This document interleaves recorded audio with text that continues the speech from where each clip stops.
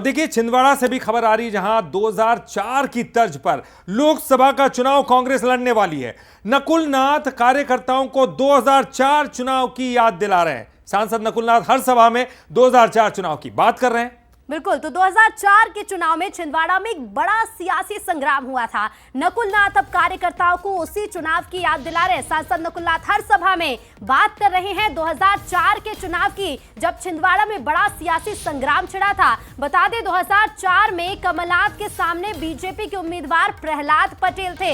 इस बार बीजेपी का उम्मीदवार कौन होगा छिंदवाड़ा में, ये तो समय के साथ स्पष्ट होगा। लेकिन उसके पहले 2004 की जो स्थिति थी, जो सियासी संग्राम था, उसे भुनाने की कोशिश में कांग्रेस लगी और याद दिला रही है। बिल्कुल, और उस वक्त मुझे याद है कि प्रहलाद पटेल के साथ उमा भारती ने जबरदस्त वहां पर काम किया था चुनाव में जिताने के लिए। हालांकि प्रहलाद पटेल जीत नहीं पाए थे, कमलनाथ को जीत हासिल हुई थी, लेकिन उसी की तर्ज पर एक बार फिर वो कोशिश की जा रही है।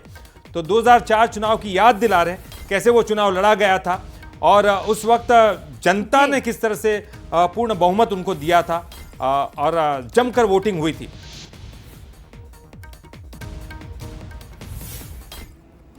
ये भारतीय जनता पार्टी तरह तरह का प्रचार करेगी, धार्मिक भावनाएं उभारेगी। राम मंदिर हमने बनाया, क्या राम मंदिर का पट्टा बीजेपी के नाम पर है? राम मंदिर तो सबका है, आपका है, मेरा है, और देश की जनता के पैसों से बना। हम सब धार्मिक हैं, हमारी सब धार्मिक भावनाएं हैं, पर हम धर्म को मंच पर नहीं लाते। सबसे बड़ा हनुमान मंदिर मैंने बनाया 15 साल पहले। कभी आपको कहा? जिसको देखना देख लो। कोई सरकारी जमीन पर नहीं बनाया, अपनी खुद की जमीन पर मैंने बनाया। तो देखिए, क्या खास था 2004 के चुनाव में, वो भी आप जान लीजिए। फायर ब्रांड नेता प्रहलाद पटेल ने चुनाव लड़ा, बीजेपी ने एड़ी चोटी का जोर 2004 के लोकसभा चुनाव में लगा दिया था। तत्कालीन सीएम उमा भारती ने मोर्चा अपने हाथों में संभाला और हालांकि आपको बता दें, जो परिणाम थे वो कांग्रेस के पक्ष में थे। कमलनाथ ने प्रहलाद पटेल को मात दी थी, लेकिन बीजेपी ने पुरजोर कोशिश की थी कि ये चुनाव छिंदवाड़ा का उनके नाम पर हो। हालांकि परिणाम बीजेपी के जो अपेक्षाएं थी, जिस तरह से उम्मीदें बीजेपी ने जताई थी, उसके विपरीत आए। लेकिन अब उसी पूरी स्थिति को, सियासी संग्राम को कांग्रेस मंच से बता रही है। क्या कुछ कह रहे हैं कमलनाथ, वो भी सुन लेते हैं। 2000 का चुनाव में क्या परिस्थिति थी? केंद्र में वाजपेयी जी की सरकार थी, प्रदेश में भारतीय जनता पार्टी की सरकार थी, सारे विधायक बीजेपी के थे, जिला पंचायत बीजेपी की थी।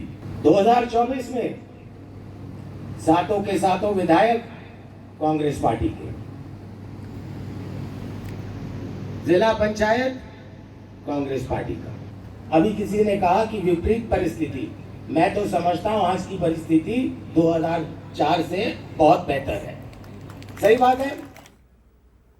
और चलिए, इस पर ज़्यादा जानकारी के लिए हम सीधे रुख करेंगे हमारे संवाददाता के, लेकिन उसके पहले आपको बता देते कि छिंदवाड़ा में एक बड़ा प्लान किया जा रहा। प्लान ये 2004 की बराबर याद दिलाई जा रही है, क्योंकि बीजेपी ने जबरदस्त तरीके से ये चुनावी रण में जो है कूदी थी बीजेपी, और उमा भारती के नेतृत्व में ये चुनाव लड़ा गया था, लेकिन इसके बावजूद हार मिली थी। और तभी से हम कह सकते हैं कि जहां छिंदवाड़ा जो है वो कांग्रेस का एक बड़ा गढ़ के बना। बिल्कुल ललित, और इसके साथ ही देखिए, कांग्रेस ये बताने की भरपूर कोशिश करेगी, क्योंकि इस बार भी हम छिंदवाड़ा को लेकर जिस तरह की स्थितियां देख रहे हैं, पुरजोर कोशिश बीजेपी में लगी हुई है कि 28 की जगह इस बार 29 की 29 लोकसभा सीटें बीजेपी के कब्जे में जाएं। खासकर छिंदवाड़ा को लेकर हम फोकस देख रहे हैं। लेकिन पुरजोर कोशिश के बाद भी जब 2004 में बीजेपी नहीं जीत पाई थी, और उसी सियासी संग्राम को अब कांग्रेस मंच से लोगों को बता रही है कि कोशिश तब भी की गई थी, लेकिन फिर भी जीती थी कांग्रेस, और इस बार भी जीत के दावे कांग्रेस कर रही है। ललित, बिल्कुल, चलिए इस पर ज्यादा जानकारी के लिए हम रुख कर सकते हैं। हमारे साथ हमारे सहयोगी अमित द्विवेदी जुड़ गए हैं। अमित, देखिए, पुरजोर कोशिश की थी, हम लगातार कह रहे हैं 2004 में बीजेपी ने अपनी तरफ से, और उसी के बाद हम ये कह सकते हैं कि छिंदवाड़ा, जिसको हम कहते हैं कि कमलनाथ का गढ़ है, कांग्रेस का गढ़ है, क्या एक बार फिर वही चीज याद दिलाने की कोशिश नकुल नाथ कर रहे हैं? आज जी पूरी प्लानिंग के साथ कांग्रेस चुनाव के रण में जाने के लिए अब तैयार हो गई है।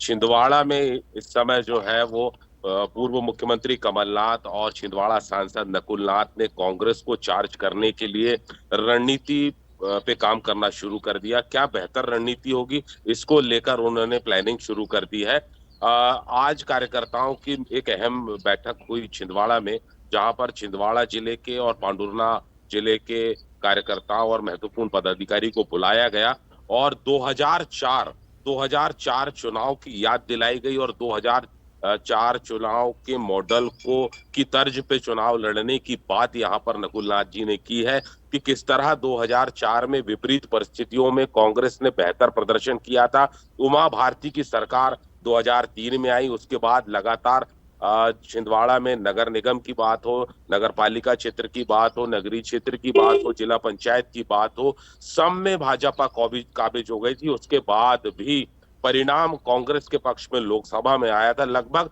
विधानसभा और लोकसभा चुनाव के तुलनात्मक अध्ययन करें तो 1.5 लाख मतों का अंतर था। 1.5 लाख मतों से भाजपा आगे थी, लेकिन चुनाव में जाने के बाद जब परिणाम आया तो प्रहलाद पटेल और कमलनाथ के बीच में चुनाव हुआ था और कमलनाथ लगभग 70,000 से अधिक मतों से विजय हुए थे। बिल्कुल, और कांग्रेस यही चाह रही है अमित की वो स्थिति इस बार भी बने और परिणाम कांग्रेस के पक्ष में आए, लेकिन परिणाम कहाँ जाएंगे ये समय के साथ और जनता अब इसका जवाब देगी। फिलहाल शुक्रिया अमित आपका हमसे जुड़ने के लिए और जानकारी